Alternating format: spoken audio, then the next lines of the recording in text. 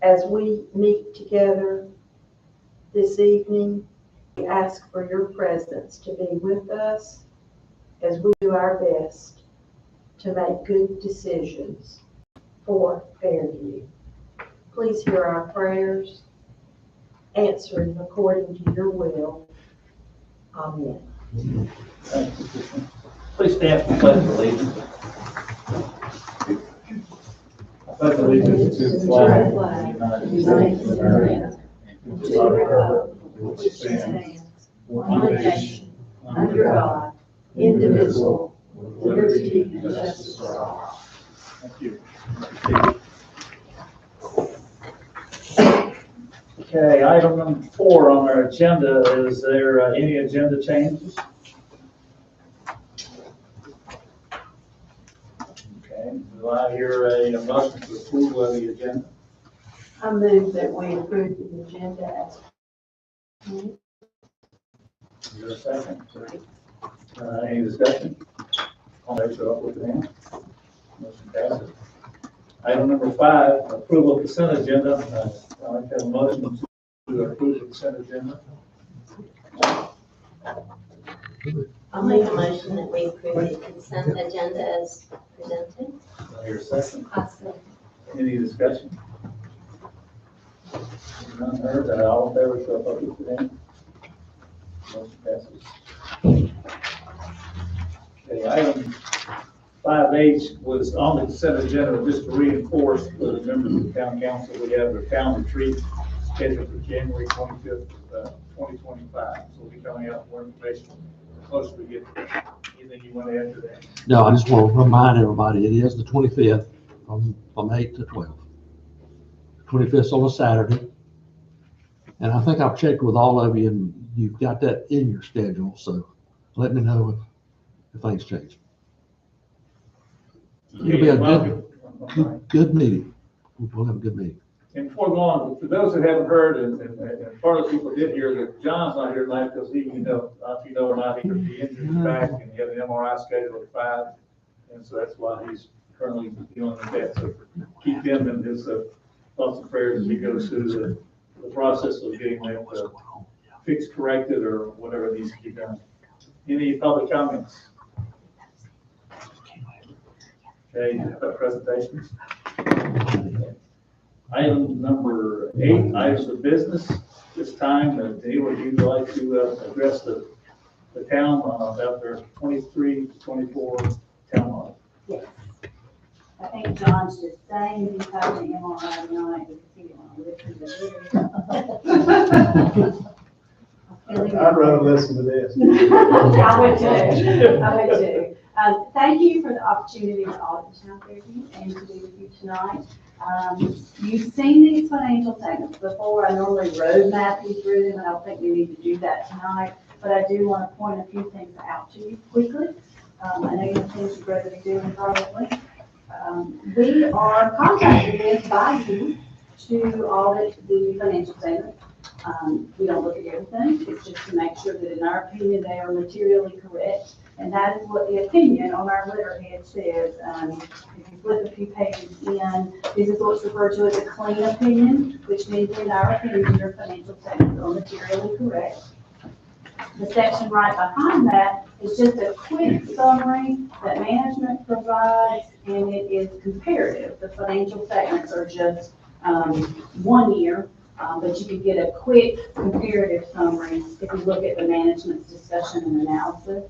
And then I will refresh your memory. The first 5 exhibits are in summary form, and then all the detail is at the back. I'm just going to go through the summaries at the front and pull out a few key points for you. I won't go through the details unless you have questions. The first 2 pages, Exhibit 1, if you flip past all the management discussion and analysis, Exhibit 1 is page 1, if y'all can all get there. There are 2 things I just want to point out to you on that, and I'll give y'all time to get there. I live, eat, breathe, and sleep these things, so I just look through them. I forget everybody else doesn't have a nerdy accountant brain. Who knows what it is? That's it. 6 different ones, what you said, right? Exhibit On one page on page Okay. one. One of my clients used to say, everybody on the right page and then she was card. I just don't want to point out two things on here. You have restricted cash and cash equivalents of about $360,000. Those are your grant dollars that you've not spent yet. And then down at the bottom of the page, you'll see net position. And I just want to point out here, you're restricted for capital projects. Here again, those are your grant dollars you have for the park and the town hall improvements. Those are a little bit different than you've seen in the past. And then there's this odd schedule that's landscape. It's on exhibit 2, page 2. When GASB, the Governmental Accounting Standards Board, designed this financial statement, the purpose was to show you your expenses by function and then what you charge to provide those services. And as you see, if you go all the way over to the side, you don't charge enough to provide your services, and then you're not supposed to. That's what local governments do. So down towards the bottom of the page, under general revenues, it will show you that your property taxes and your other taxes and licenses are really what pay for these services you provide. That other taxes and licenses are your local option sales tax, your franchise tax, things like that. The only function that looks like it made money this year is culture and recreation, which is your parks. But that is because you have like that $250,000, that last grant you got for park improvement, and the majority of that you've not spent yet. So that's why that looks a little bit different this year. Exhibit 3-1 on the next page. I'll just point out a couple of things. These are your assets and liabilities by fund. So you have your general fund, which you have every year, and then you've got these 3 project funds that were open in 23-24. The ARPA project fund was your American Rescue Plan Act money or your COVID money. That was all spent as of June 30th. That's why you see all the zeros. And then the next to the last column is that new $250,000 state grant. That's a new column this year. And then under fund balance is an odd thing if you're not an accountant. It's just your assets minus liabilities. It's the accumulation of your savings or the money that you've been able to accumulate over the past few years. There are categories here, and I like to explain these to councils. Under restricted fund balance, these are monies that are restricted by source. So it's typically grant dollars that have come in and you've just not spent them yet. Committed fund balance is money that you've committed. It's not restricted by source. It's money that you've chosen to set aside. And so that's that rent reserve that you chose, I think, last fiscal year to set aside for the park. And then you do have a new category this year under assigned subsequent years expenditures. In your 24-25 budget, you chose to use some of your fund balance for the year you're in now's expenditures. And so you're not used to seeing that, I don't think, on this exhibit. There's nothing wrong with it, it's just new for you. Exhibit 4-1 on page 5, in summary, shows you your revenues and expenditures for each of your funds. And you'll see where you did transfer all of that ARPA money into the general fund for revenue replacement or salary planting. And then you'll also see that new fund for the $250,000 state grant. And most of that had not been spent yet as of June 30th. You still had about $221,000 on hand. I will point out in the general fund down at the bottom, your net change in fund balance is positive $54,000, $55,000, which is good. LGC likes to see that. LGC is the local government commission. I tend to throw out letters, I'm sorry. Exhibit 5 is just the general fund. This does not include any of your project funds, your grants. Your notes begin on page 8. The only new note in the first part, which is your significant accounting policies, at the top of page 9, there is a brief description of the new project fund for that last grant you received. The top of page 11 is a little bit more detail on your restricted cash, the unspent grant funds. On page 12, under the reimbursements for pandemic-related expenditures, you will see that you have spent all that money, all that ARPA money. And one of the, well, two of the requirements for ARPA money was that you had to have incurred the cost by December 31st, 2024, which is this month, and you had to have paid it all out by December 31st, 2026. You've incurred and paid it all out as of June 30th, and so that's disclosed in this note, which is good. Some towns don't know, they haven't figured out yet how to use that money. Your detail notes begin on page 14. It gives you a little bit of information on your cash deposits, your capital assets, page 15. Your long-term debt is on page 17. You had no new debt. You're still paying on the note for the Hafer property several years back. And then the detailed schedules begin on page 19. And I won't go over those unless y'all have any questions. I do want to point out a couple more things at the back. On page 26, this is an analysis of the current tax levy. So this was the property tax valuation at January 2023. The bills probably went out August, September of 2023. It shows you your valuation and the tax broken down by real and personal and then registered motor vehicles. If you had last year's financial statement out beside this, you would see that the valuation went up about $30 million from last year to this year, which is about 4.5%. The releases also went up about $650,000. And then down at the bottom, your levy collection percentages, they're almost the same as last year, which are really strong collection percentages. There's a letter back behind this that says compliance section. If you receive and spend more than $100,000 in grant money, federal and or state, then we have to just amp up the audit a little bit. We have to look at internal controls, financial reporting, look at your general statute compliance and other things and report those in this letter. The only thing that we had to report here was the lack of segregation of duties, which we reported in the past and which is just going to be there. I mean, you can put controls in place like you do where you approve the invoices and you have multiple signatures on checks and people review bank reconciliations, but the state is still going to be looking for that lack of segregation of duties to be reported. We just, How would you get there? If you wanted to get there, how would you get there? I don't think you can get there. But that's This is not a ding in the eyes of LGC. If I didn't have this in here, it would be a ding on me. right. But the premise is that no one person can initiate a transaction and carry it all the way through. So if, say, Daryl ordered some accounting type office supplies, he ordered them, he paid for them, he did the accounting for it, he does the bank reconciliation, that's not what you're supposed to be doing. But a town your size, it's not cost feasible to have a purchasing agent purchase it, someone else write the check for it, someone else do the accounting for it, someone else do the bank rec.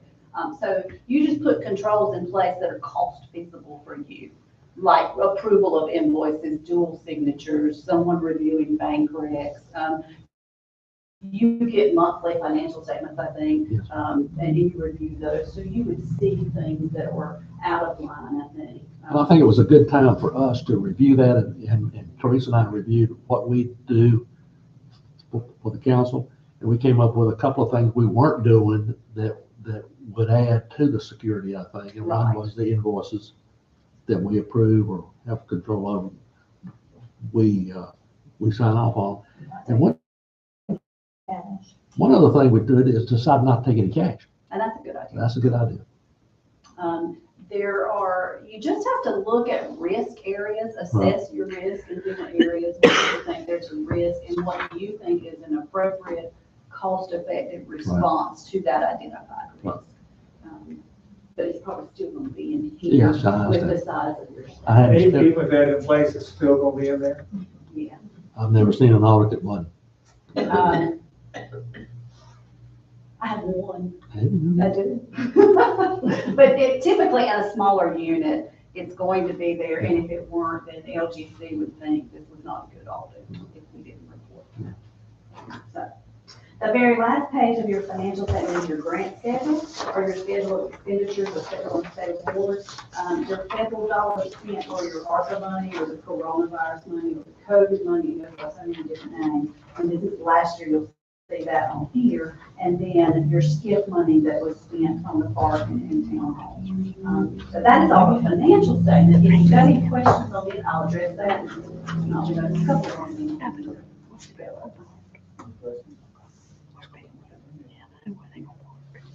There should be a letter that was with your financial statement, I hope it's on our letterhead. This is referred to as a governance letter. There are required communications we must have between the audit firm and you, the council, or those who are charged with governance. That's the term they use. The first paragraph just lets you know that we perform the audit in accordance with generally accepted auditing standards and government auditing standards, because you did have the additional federal and state grant dollars. If you had new accounting policies, they would be reported here, but you did not adopt any new accounting policies. Your significant estimates, we feel, are just your depreciation and accumulated depreciation on your capital assets. If we had any difficulty in performing the audit, if we had any disagreements with your staff, we would report that here, but we do not. Of course, we would have reported it before now, but it would be formally communicated here. Your journal entries this year were just your typical year-end journal entries to adjust from budget basis to full accrual basis. And that is all that's in here. Just required communication. Then there's a handout I gave you tonight. Because your financial statements are just 1 year, I like you to see a snapshot of the last 3 years. So the first 3 columns on this report are pulled from your financial statement for the last 3 years, June 30, 24, 23, and 22. And then there's a gray shaded area that we give you each year to show you how you compare to municipalities your size. You are grouped by your general fund expenditures, not your grant or your capital project expenditures, just your general fund. The state, LGC, groups you by your general fund expenditures. You are grouped with municipalities in the state in the $100,000 to $999,000 category. I've given you the detailed printout of who else is in this grouping. So you'll see why some of these numbers may look a lot bigger than yours, because it's a wide array of municipalities in this grouping. The first line on here are your cash and cash equivalents for the last 3 years. And then the far column is how you compare to the state average for units your size. You will see that you kind of bumped up at the end of June 30, 24, and that here again is that grant you've not spent yet, or you may spend it now, but you don't spend it as of June, the new park grant. The next section is all about the general fund. The state looks at your fund balance available as a percentage of your general fund expenditures. And fund balance available is just simply your cash minus your liabilities. How does that compare as a percentage of your general fund expenditures? And then they set a minimum threshold. For a unit your size, they want that calculation to be 71%. Yours is 187.89, which is strong. The statewide average is 355. I don't know who blew the curve on your statewide average, but don't think that your 187.89 is not good. The next little section on here are just your collection rates for the last 3 years compared to the statewide average, your long-term debt balance for the last 3 years, and then your federal and state grant expenditures for the last 3 years. And those federal ones all across the top, that's all the awesome money, and so that's all we spent. That's all I have on that. And then there's one more thing that I have to go over with you. When we submit your audit to the state, they created several years ago a document called a data input workbook. And it's just a huge Excel spreadsheet, and we pull information from your audit and drop it in this Excel spreadsheet, and it creates this colorful report you have before you. I did not create this. This was created by state. Your tax dollars at work. The reason they did it is really good. They found out several years ago, well, it's known, I guess, that some councils weren't getting their audit report presented to them. They did not know their financial status. They didn't know if there were audit findings. I had clients who wouldn't allow me to come present the audit to them. Not that they wouldn't allow us, they just didn't care enough, really. They had the report, but they didn't care that it be presented at a public meeting. The state now requires this to be presented at a public meeting. The state requires us to go over this report with you at a public meeting. There's a column over here that says unit results. We'll pass midway the page. If you had a financial performance indicator of concern, which is what they call it, FPIC, there would be a red cell in the unit results. It would mean there's something going on here that they want you to be aware of, that you need to be concerned about, that you might need to address. You don't have any red cells, but I need to go over this document with you anyway. The first page is what we've already talked about on this summary page previously. It's the fund balance available as a percentage of your general fund expenditures. It shows you in the graph the last 3 years. So you can see that that is growing. Your minimum threshold is 71%, and you're exceeding it each year, and it's growing. On the next page, it just simply asks if you appropriated fund balance in the previous year, and if you had a negative change in fund balance this year, then you would see a red cell over the under unit results. If you did not appropriate fund balance, and you didn't have a negative change in fund balance, so that is not an issue. Question 3 is if you had a negative general fund balance overall, you have a positive fund balance of $709,000, so that is not an issue. And you get to skip pages 3 and 4. Page 3 is for units that operate a water sewer fund, which you do not. Page 4 is for units that operate an electric fund for electricity. So we don't have 2 more pages. Question 12. If you had submitted your audit late, this cell would be red. Yours was submitted on time, October 31st. You didn't even have to go to the grace period of December 1st, so you're good there. The next question, if what you budget for your property taxes is way more than what you actually collect, it looks like you're like fluffing the budget, padding the budget. The state does not like that. But your budget, what you budgeted and what you collected are good, so there's no issue there. Question 14 wants to know if you expect a decrease in your property value, and you do not. You expect it to continue to increase. Question 15 is, did you have any budget violations? You did not. Question 16 wants to know if you had any material weaknesses, significant deficiencies, statutory violations, or other items that we might have disclosed in our audit presentation. They do not include segregation of duties, so that's why you see an answer of no here. They expect to see that in a lot of units, so they exclude it in this question. Question 17 wants to know if you have a board-appointed finance officer. You do. Question 18 wants to know if it's properly bonded. It is. We do look at that. Question 19 wants to know if you made any debt service payments late. If you were late on your note payments, you were not. Question 20, again, does not apply to you. It deals with units that sell electricity. And then the last question, 21, would be if we issued a management letter, if there was anything else that had come to our attention that wasn't to the level of like a material weakness or significant deficiency, but it was just something we wanted to bring to your attention, you would issue a management letter, and that would be indicated here. And we know. There I can. In a nutshell. Thank you, and thank Darrell. Yes, thank Darrell. And Teresa and Yeah. they take very good care of you and very good care of them. And we take good care of Darrell. Are there any schedules in here that maybe I missed that look at the financials without the grant money in it? Yes, if you want to see the, so Exhibit 5 is a summary, but Exhibit A-1 would be the detail without the grant money. Did you say A? A-1, so it begins on page 19. This is just your general fund, no grant money in there. And it shows you your revenues on page 19, and then your expenditures on page 20 and 21. And it shows you what your final approved budget, and then your actual amounts, and then any variance, positive or negative.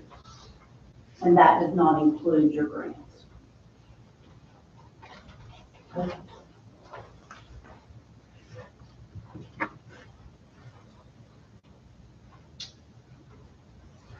Any other questions? Anything you want to add to it, Daryl, or your No, perspective? they do a really good job. Yeah, I don't think I could put something like this together, but they do a good job. Sure you I practice it. There are, and for your information, the local government commission is really wonderful to work with. It was, I'll give you a history lesson, it was formed back in the 30s, I guess, after the Depression, because the state of North Carolina did not want they wanted strong fiscal controls of all the units in the state of North Carolina. They don't want units filing bankruptcy like you see in other states. And so they really help units, they help auditors, they make it where you can have a strong unit. And should you want to issue bonds or borrow money, they're just really good to work with. So Daryl makes it easy from that standpoint because he gets everything to us, but they're a great resource. So Daryl says he couldn't write the financial statement, but you can go to LGC's website. There's an illustrative financial statement called City of Dogwood. There's also one called Carolina County, and it's cute. The council members are like wolf pack something, and ram something or tar heel. So anyway, if you want to see, should something be in these financial statements that we're not seeing, the LGC website is a great resource. They also have things like the data we have here to compare you to other units. So it's a really good tool for you if you want to use that. After we, far as the job that as a whole that we're doing compared to other municipalities in the area, are we doing good? I think so. But, here again, we don't really look at it from that point. That's more of a management point. Our job is simply to take the information you give us and say, yeah, this is materially correct, and then arrange it into a financial statement for you. Any other questions? Anything you want to ask or anybody else? Thank you very much. Thank you, Lynn. Thanks for being here to support us. Thank you. Appreciate that. 8, Bravo, 8B, Ed, you can handle that? Yes, there was some question about let me go back. Where we are with the park and the project with Benich, which is our engineer. They presented to you 2 months ago the amphitheater project that we are working on. Gave you 2 proposals, one for what they call the Pinto and the Cadillac, and I thought that was a great illustration. The Pinto is the cheaper version, and the Cadillac is the higher version. You saw that presentation. I think we've all looked at it and said that we like the Pinto right now, and because it's about $180,000, and we can handle that right now. There may be times in the near future that we can add to that. We can make changes to the Pinto as we go along. For example, if we decide we want to add a sidewalk here, we can just add a sidewalk, but the grading and the amphitheater will be built to where we can add those things if we need to. The pad will be there. The grading of the audience will be there. So what I would recommend, and what I think we need to do, is go ahead and adopt the Pinto version of the amphitheater to get started with the construction. Go ahead and allocate the $180,000 as a project amount, and also instruct Mr. Wood that I already have to bring us back at the next meeting the cost of a contract with him to go through the bidding process and manage the project as it is, as the construction drawing. He has up to now provided the construction drawings. So the next step would be the bidding and the oversee of the project. That's going to be approximately $15,000 that we'll enter into an agreement with him at our next meeting to carry that project on. So he theoretically could get started with what he has to do this month and hopefully put out bids in the next couple of months. The next project will be whatever, and it's sort of hard to gauge what we'll do next, but we can go through the next phase whenever we're available or want to, or have the money to do it. So what I'd like for y'all to do tonight is approve the Pinto version of what was presented to you from Benich, and approve the $180,000 project amount to get started. And then John will be back next month to give you a price and a contract on overseeing the project. So the roughly 15 his charge is in addition to. That is correct. Okay. That's correct. And the question came up last meeting, and correct me if I'm wrong, one of the questions we had at the last meeting was the electrical system compatible for what we need, and did we need to alter the Pinto version to cover electrical? I met with Phil Thomas, who met with the people, set up the power that's down there, and it's adequate to do what we need to do at this point in time. So no additional cost should be added to their initial quote. Is that correct? That is correct. One quick question occurred to me. With that being said, I think the last time I saw, and correct me if I'm wrong, is we had about 310,000 left in our fund balance from grants. Is that correct? It won't be a something, but that's, whatever, but it's about $300,000. The Pinto version is 180. If between the time we start the Pinto version and if for some reason we would decide to come back and say, okay, we have the opportunity to come out, and one of the things people at Fairview asked at the time was to have handicap playground. If something would come up that we have the opportunity to do that, can we go back and if the cost could be done covered? Is that something we can change if we would want to, and not go straight to the Cadillac version? Yes, you could do that. Okay. What I would recommend you tell John, here's our wants. What will you charge to make it happen? And it would be under a separate charge. The amphitheater, that's just pad, that's not anything. Oh, I understand. Yeah. That can be. Yes, it can be. Harbor Freight tarps. But I think it has to be thought through in that that particular function should go along with our master plan and not be just put hilly-milly. We need to hire somebody that knows what they're doing to suggest where to put that. The only reason I'm asking, and it's just speculation on my part, because at one point in time, I know that DNR is really in favor of handicap playground equipment. And if something become available where we say, well, we can get this if you want to match it. I'm just giving you a rhetorical question is, if they would, he said, we can do this, if you can match this, we can do this. So that's an option, should it ever present itself, if we stay within our limitations that we have money-wise. So that's always a possibility. Does that make sense? Yes. Okay. And I think the next phases or things y'all will want to look at is something like that, or maybe some additional parking or sidewalks or something like that.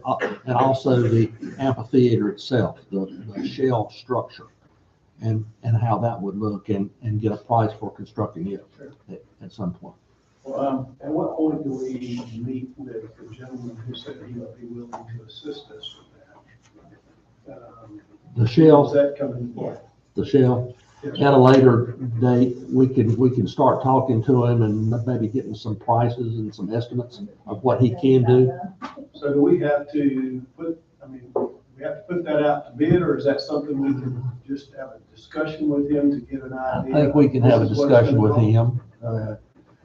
When we get down to it, we project him being probably the lowest price of whatever, and we hadn't decided what it would even look like. We've got examples of several towns that we particularly like, but one could be steel, one could be wood, one could be canvas. It could be anything. But he has built one in the past over in Marvin, I think. So he could do it. but he would have to have the plans in order to do it.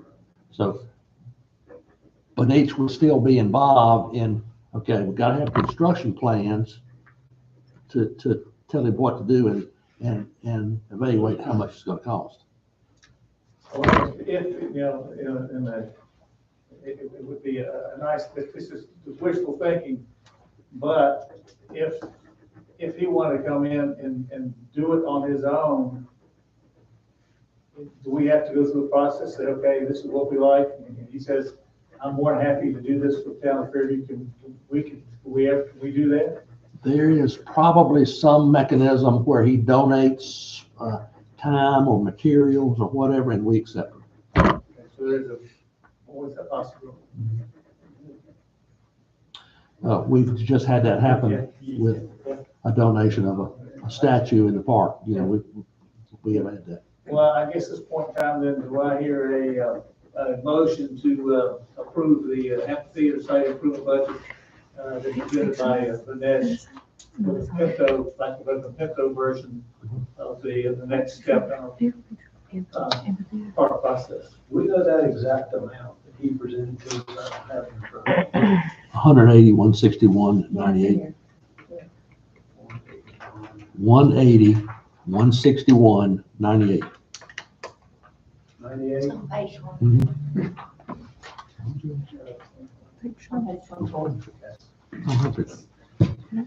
So do I, with that question being answered, do I hear a motion to go ahead and, Jackie, that's the budget. It's just a budget.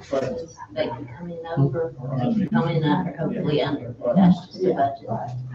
so I guess, just to repeat myself here, I just need a motion to accept the amphitheater site improvement budget from Vanessa. Do I have a motion? I'll make a motion that we accept the Nash construction budget of $180,161.98 to begin the project. Do I have a second? Any further discussion? Motion passes. Okay, at this point in time, anything, I've covered everything on our agenda, so we can continue on. Is that correct? Yes. Well, we'll start with Tricia and work this way. Any council comments?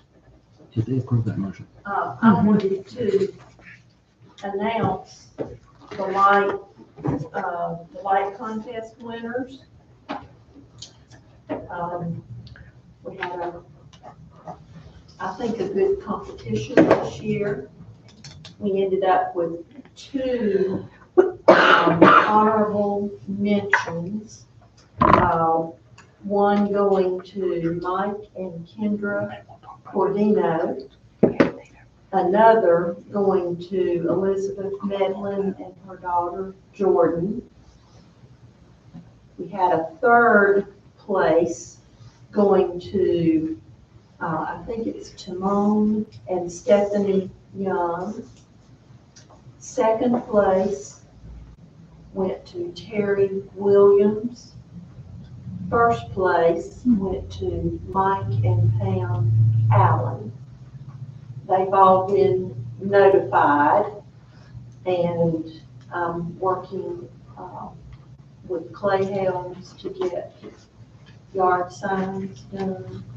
As soon as those are completed, I'll deliver those. And I always send letters to each participant with information about the judge's comments, which I think is appreciated. That people like to know what the judges said about their rights.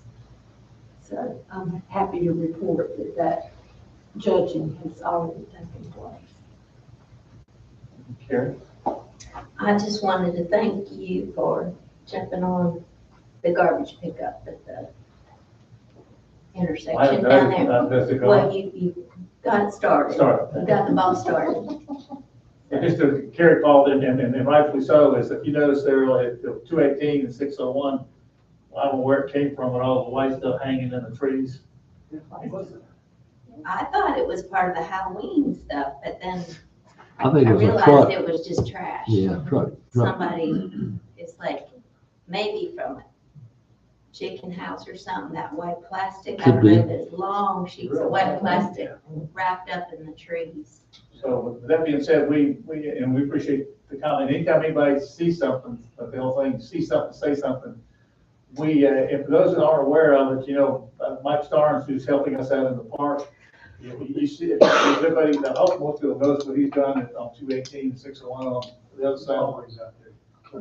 So we contacted him as part of his position with the town, is he's going to clean that corner up. Not as well as the other one, but. Not as well, but it won't look like Halloween. Hey, anything he does will be great. Yeah, that's all. Thanks for bringing it forward. Like, if you see something, say something. Teresa? I'm good. Francis? Couple things. Our festival's this weekend. We're starting at 4, and from 4 to 4:15, we're doing like a welcoming. The statue's in for Jerry, and it's been covered, so we're not unveiling it until Saturday. So that'll happen at 4:10 on Saturday. So I suggest you come. And his grandchildren are actually going to be highlighted, and they are going to light our Christmas tree this year. So they're all really excited for that. I think that was all about the statue. But it's done. It's here. It's fixed. It's not broke anymore.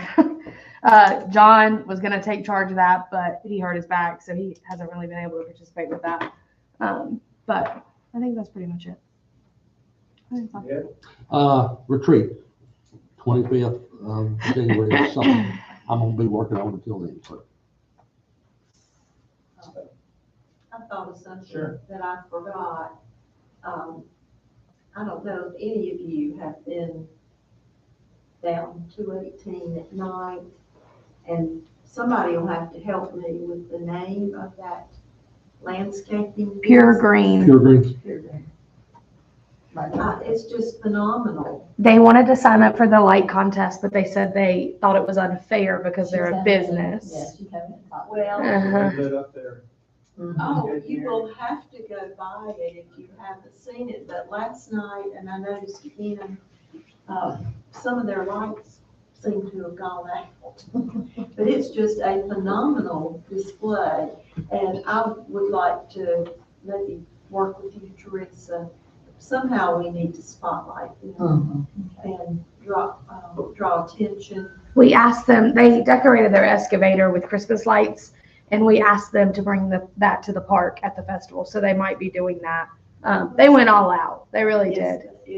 It's beautiful, Mhm. and I consider it a gift to the town, and I would like for us to acknowledge that. Well, a member of Pure Green came in and asked about it, about being on, doing the application. She said they didn't want to do it if it would put one of the residents out of the running, and she said they just wanted to have it. I struggled with whether to talk to them about participating, and it just didn't seem quite right to have a business. As far as my comments, one, thanks to Spencer and all the event committee in advance for what they've done.